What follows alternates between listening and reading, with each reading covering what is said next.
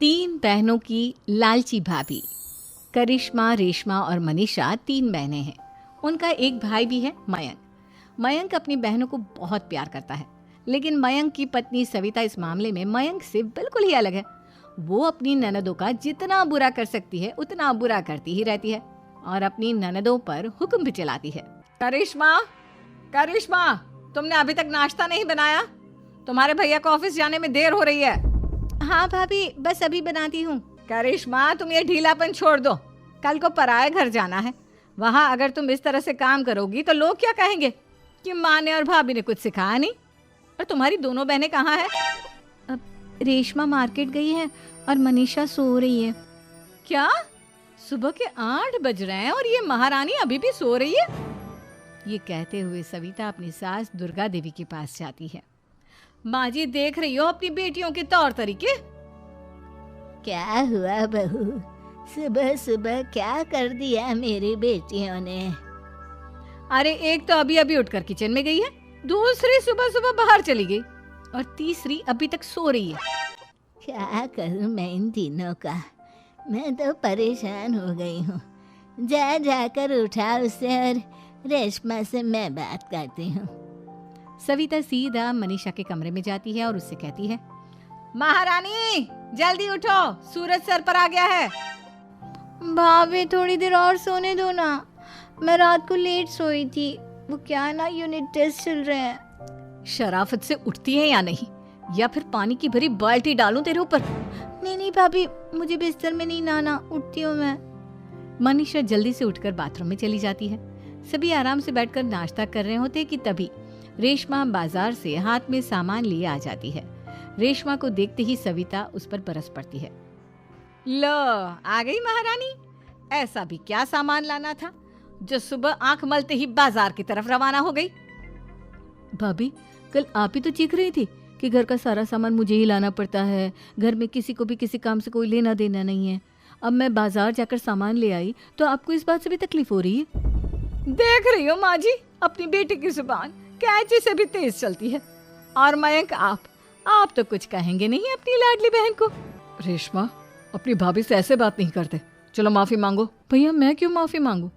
आप भाभी से बोलिए ना कि हम पर कम हुक्म चलाया करे। हम इस घर की बेटियां हैं और आपकी पत्नी की ननद है, नौकरानी नहीं। लो, कर लो बात। इनकी भलाई के लिए कुछ भी बोलो तो इन्हें बुरा लग जाता है। इस घर में यही इज्जत है मेरी। देख लो माँ जी, आपकी बेटी किस लहजे में मुझसे बात कर रही है। सविता वहां से चली जाती है। मयंक को बहुत गुस्सा आता है, वो भी वहां से चला जाता है। फिर करिश्मा रेशमा को समझाती है। रेशमा, तुम्हें भाभी से माफी मांग लेनी चाहिए थी ना। लेकिन दीदी, मैंने कुछ किया ही नहीं, तो मैं माफी क्यों मांगू? हाँ करिश्मा दीदी, रेशमा दीदी जैसे ही घर में आई, भाभी ही उन पर चिल्ला रही थी। हाँ, मैं मानती हूँ कि गलती भाभी की थी। मैं तो इसलिए बोल रही हूँ कि भाभी ने माँ को तो पूरी तरह अपने वश में कर लिया है। वो हमारी बात सुनती ही नहीं। मयंक भैया हमारे लिए हमेशा खड़े रहते हैं, इसलिए उनकी बात का मान तो तुम्हें रखना चाहिए था ना। कोई फायदा नहीं दीदी, कुछ दिनों की बात और है, भाभी उन्हें भी हमारे खिलाफ भड़का देंगी। फिर वो भी माँ की तरह हमारी किसी बात का विश्वास नहीं करेंगे। इसी तरह सविता अपनी तीनों ननदों को किसी न किसी बात पर परेशान करती रहती थी। एक दिन मयंक अपनी तीनों बहनों के लिए गिफ्ट लाया। करिश्मा, ये तुम्हारे लिए हार का सेट। रेशमा, तुम्हारे लिए सुंदर सी ड्रेस। और मनीषा, तुम्हें किताबें पसंद है ना, तुम्हारे लिए किताबें लाया हूँ। थैंक यू भैया। थैंक यू भैया। थैंक यू भैया। करिश्मा, तुम्हारा नेकलेस कितना सुंदर है। ये भैया कहाँ से ले आए होंगे? मैंने भैया को 3 दिन पहले फोन पर ये डिजाइन दिखाया था और आज भैया ये ले आए। सविता तो अपनी ननदों के गिफ्ट्स देखकर जल गई और करिश्मा का नेकलेस तो उसे भी बहुत पसंद आया था। अपनी बहनों के लिए कितना अच्छा नेकलेस लेकर आए हैं, मुझे कभी कोई गिफ्ट नहीं दिया। मैं आज ही ये हार चुरा लूंगी। रात में सविता करिश्मा का हार चुरा लेती है और इसी तरह उसे अपनी ननदों की जो भी चीज़ अच्छी लगती वो उसे मांगती नहीं, बल्कि रात के अंधेरे में चुरा लेती। इसी तरह दिन बीतते गए और सविता ने मयंक के दिल में भी उसकी बहनों के लिए नफरत पैदा कर दी। एक दिन मयंक ने करिश्मा और रेशमा के लिए रिश्ता देखा और ये बात उसने घर में सबको बताई। माँ, करिश्मा और रेशमा के लिए बहुत अच्छा रिश्ता आया है। वो लोग कल इन्हें देखने आ रहे हैं। आप और सविता मिलकर सारी तैयारी कर लेना। ये सुनकर करिश्मा और रेशमा खुश हो जाती हैं, लेकिन सविता सोचती है, अगर इन दोनों बहनों की शादी हो गई तो घर और बाहर का काम कौन करेगा? मनीषा तो एक नंबर की कामचोर है, उससे तो किसी बात की उम्मीद लगाना ही बेकार है। मुझे इस शादी को रोकना होगा। अगले दिन सभी लड़के वालों के स्वागत की तैयारी करने में लगे होते हैं। तभी मयंक अपनी बहनों से आकर कहता है, तैयार हो गई तुम दोनों? देखो दोनों लड़के बहुत अच्छे हैं, मैं कोई कसर नहीं छोड़ना चाहता, इसलिए तुम उनके सामने अच्छे से बिहेव करना और अपनी भाभी से लड़ने मत लग जाना। करिश्मा, तुम वो नेकलेस पहन लो ना जो मैं तुम्हारे लिए लाया था। भैया मैं बहुत देर से वो नेकलेस ढूंढ रही हूँ, लेकिन मुझे मिल ही नहीं रहा। क्या तुमने नेकलेस खो दिया? तुम्हें पता भी है वो कितना महंगा था? तुम कोई काम ढंग से नहीं कर सकती। मयंक गुस्से में वहां से चला जाता है। थोड़ी देर बाद लड़के वाले भी आ जाते हैं। वो दोनों बहनों को पसंद कर लेते हैं और रिश्ता पक्का हो जाता है। लेकिन सविता के दिमाग में तो कुछ और ही खिचड़ी पक रही थी। वो पंडित जी के पास करिश्मा की कुंडली लेकर जाती है और उन्हें पैसे देकर करिश्मा की कुंडली बदलवा देती है। जब लड़के वालों के पास करिश्मा की कुंडली जाती है तो वो दुर्गा को फोन करते हैं। बहन जी, हमने करिश्मा की कुंडली अपने पंडित जी को दिखाई थी। आपकी बेटी की कुंडली नहीं बल्कि दोषों का पिटारा है। देखिए, मैं और मेरे पति इन सब बातों में बहुत विश्वास करते हैं, इसलिए हम आपकी बेटी से अपने बेटे की शादी नहीं करा सकते। इस तरह करिश्मा का रिश्ता टूट जाता है और सभी घर वालों को बहुत दुख होता है।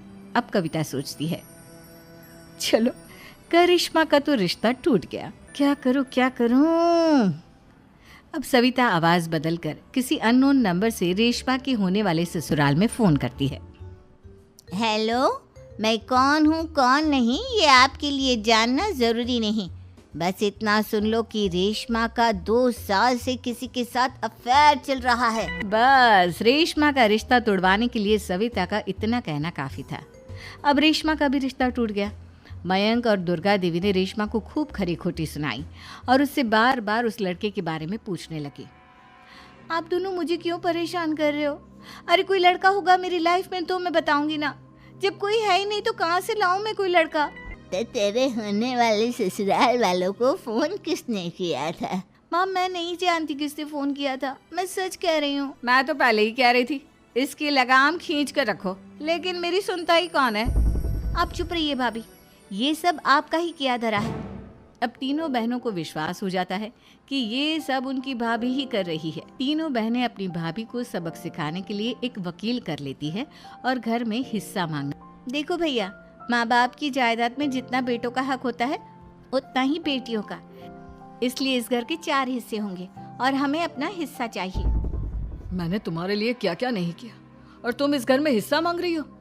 भैया, आप और माँ हम बहनों की कोई बात नहीं सुनते हो और भाभी हमारी शादी नहीं होने देगी क्योंकि उन्हें लगता है कि आप हमारी शादी में ज्यादा पैसा लगाओगे और उन्हें हम जैसी फ्री की नौकरानी कहाँ मिलेगी।